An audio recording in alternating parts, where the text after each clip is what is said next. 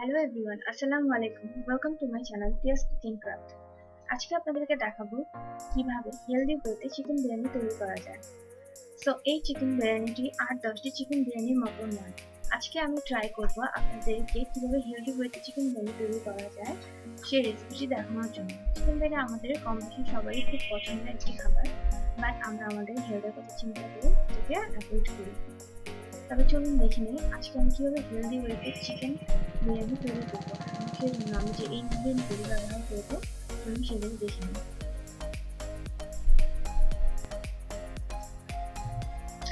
ওকে, প্রথমেই আমি চিকেন বিরিয়ানি তৈরি করার জন্য নিয়ে নেব ছোলার চাল 2 কাপ, পেঁয়াজ বেরেস্তা 1/2 কাপ, বড় একটা টমেটো, 8-10টা কাঁচামরিচ, পুদিনা পাতা 1/2 কাপ, ধনিয়া পাতা 1/2 কাপ, আদা রসুনের পেস্ট 1.5 চামচ, কাজু বাদাম এন্ড কাঠবাদাম 4-5টা পেস্ট, লবণ পরিমাণ মতো, হলুদের গুঁড়া 1/2 চামচ, জিরার গুঁড়া 1/2 চামচ, মরিচের গুঁড়া 1/2 চামচ। এক্ষেত্রে আপনি বাড়িয়ে কমিয়ে নিতে পারেন। তেজপাতা 2টা, লং 2টা, দারচিনি 2টা, টক দই 2 টেবিল চামচ, এন্ড পেঁয়াজ বাটা 1/2 কাপ, চিকেন 2টা। চিকেনটাকে আমি ভালো করে ওয়াশ করে নিয়েছি।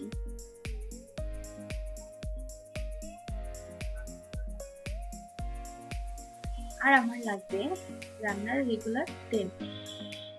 যেহেতু তেল আমাদের জন্য খুবই হার্মফুল, তাই আমরা ট্রাই করবো তেলটাকে যত কম ইউজ করা যায়। ওকে, এরপর চলে যায় নেক্সট স্টেপ। আমি এবার একটা মিক্সিং বলে আমি চিকেনটাকে ঢেলে নেব। এরপর একে একে করে সবগুলো ইনগ্রিডিয়েন্টস আমি আমার চিকেনের সাথে মিক্স করে দিব।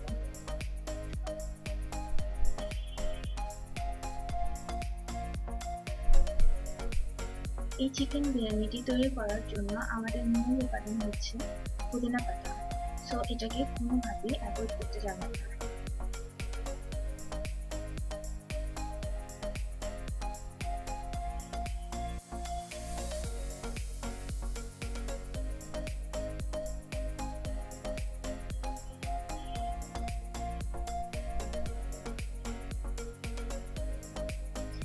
পেঁয়াজ বেরেস্তা হচ্ছে আরেকটা ইম্পর্টেন্ট এলিমেন্ট। পেঁয়াজ বেরেস্তাটা স্কিপ করবেন না। পেঁয়াজ বেরেস্তার কারণে আমাদের চিকেন বিরিয়ানির যে টেস্ট এবং স্মেল কয়েক গুণ বাড়িয়ে দেবে।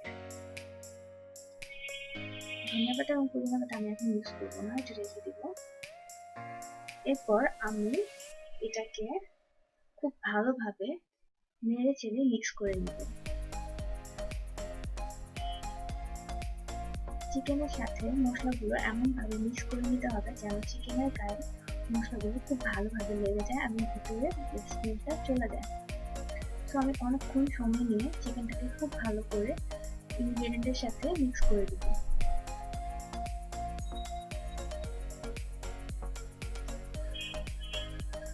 খুব ভালো করে মিক্স করা হয়ে গেলে আমি চিকেনটাকে অ্যাটলিস্ট 1 আওয়ারের জন্য ম্যারিনেট করে রেখে দিব।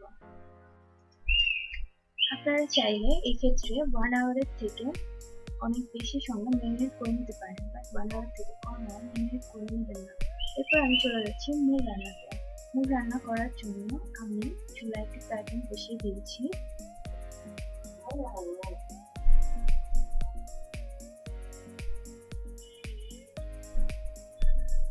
ফ্রাই প্যানটা গরম হওয়ার পরে আমি এর মধ্যে 2-3 টেবিল তেল ঢেলে দিয়েছি।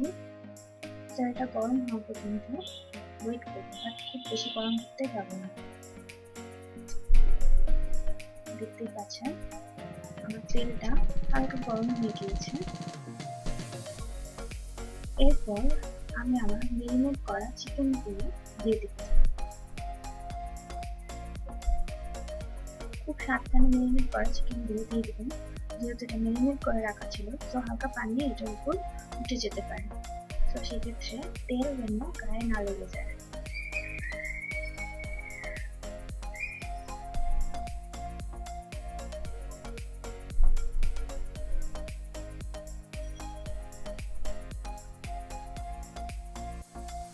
এরপর আমি চিকেনগুলোকে তেলে কিছুক্ষণ ভেজে নিব।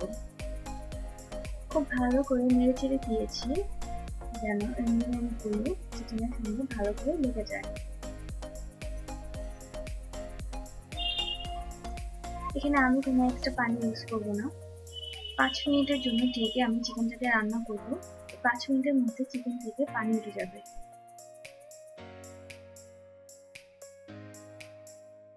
দেখতেই পাচ্ছেন 5 মিনিট পরে চিকেন থেকে কতটা পানি চলে এসেছে। এরপর আমি এই পানি শুকানো পর্যন্ত চিকেনটাকে রান্না করব। একটু পর পর এসে আমি চিকেনটাকে নেড়ে দেবো যেন নিচে না লেগে যায়। এবার দেখতেই পাচ্ছেন চিকেনটা পানিটা খুব ভালোভাবে শুকিয়ে গিয়েছে এবং তেলটা উপরে চলে এসেছে। এই পর্যায়ে আমি 1 কাপ পানি অ্যাড করে দেব। খুব বেশি পানি অ্যাড করব না, সেই পরিমাণে অ্যাড করব যেটাতে আমার চিকেনটা খুব ভালো কুকড হয়। এবার আমি চিকেনটাকে আবার ঢেকে পানি শুকানো পর্যন্ত রান্না করব। দেখতেই পাচ্ছেন পানিটা পুরো শুকিয়ে গিয়েছে এবং চিকেনটাও দেখতে সুন্দর হয়েছে। এই পর্যায়ে এসে আমি আমার চিকেনের সাথে কাঁচামরিচ এন্ড পুদিনা পাতা আর ধনিয়া পাতা অ্যাড করে দেব। পুদিনা পাতা এবং ধনিয়া পাতা অ্যাড করে আমি খুব ভালো করে নেড়ে চেড়ে মিক্স করে নেব। তো এখানে ছোট্ট একটা টিপস দিয়ে দিই আপনাদেরকে। পুদিনা পাতা এবং ধনিয়া পাতা অ্যাড করার পরে আবার 5 মিনিটের জন্য ঢেকে রান্না করবেন। এতে পুদিনা পাতার স্মেলটা চিকেনের সাথে ভালো করে লেগে যাবে।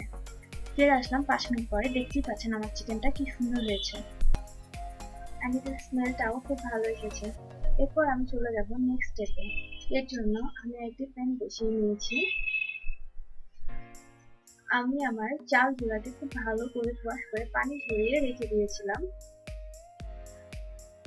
ওকে, এরপর আমি আমার প্যানে তেল এবং তেজপাতা, এলাচ, দারচিনি দিয়ে দিব। এগুলোকে আমি একটু ভালো করে ভেজে নিব।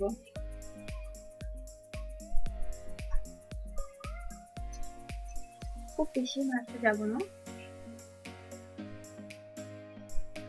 এরপর আমার রাখা চালটাকে দিয়ে দিব।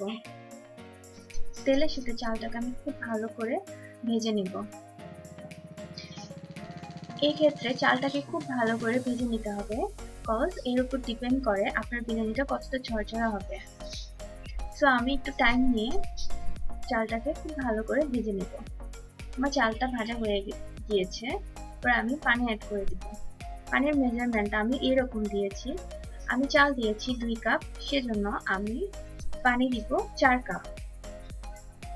আমি অলওয়েজ যতটুকু চাল দিই তার ডাবল পানি দিই, এতে আমার রাইসটা খুব ভালোভাবে কুকড হয়।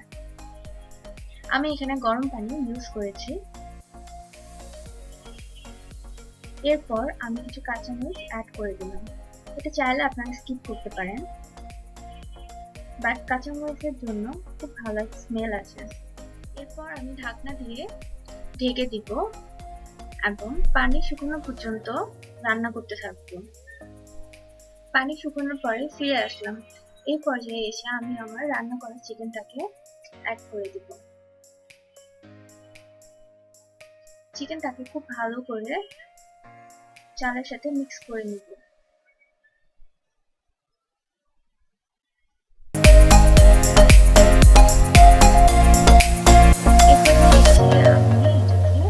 ঢেকে একদম লো ফ্লেমে 10-15 মিনিট মতো রেখে দিব। এই লো ফ্লেমে যে দমটা পাবো সেই দমই আমার 20% রাইসটা কুকড হয়ে যাবে।